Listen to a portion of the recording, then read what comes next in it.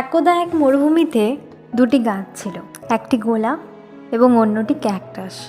গোলাপের ছিল চমৎকার লাল রং আর প্রাণবন্ত পাপড়ি। সে তার নিজের রূপ নিয়ে খুব গর্বিত ছিল। গোলাপ ক্যাকটাসকে তার কুৎসিত চেহারার জন্য উপহাস করত, তবে ক্যাকটাস কোনো উত্তর করত না, শুধু চুপ থাকত। অন্য গাছেরা গোলাপকে বোঝানোর চেষ্টা করত, কিন্তু গোলাপ ছিল ভীষণ আত্মমগ্ন। গ্রীষ্মকাল আসতেই মরুভূমি শুকিয়ে গেল, গাছপালার জন্য আর কোনো জল রইল না। জলের অভাবে অন্যান্য গাছের মতো গোলাপও তার সৌন্দর্য হারাতে শুরু করলো। সে ক্যাকটাসের দিকে এমনভাবে তাকালো, গোলাপ নিজের ভুল বুঝলো, লজ্জিত হলো এবং ক্যাকটাসের কাছে জল চাইল। ক্যাকটাস তাকে সাহায্য করতে রাজি হলো এবং বন্ধুর মতো পুরো গ্রীষ্মকাল ধরে গোলাপকে জল দিল।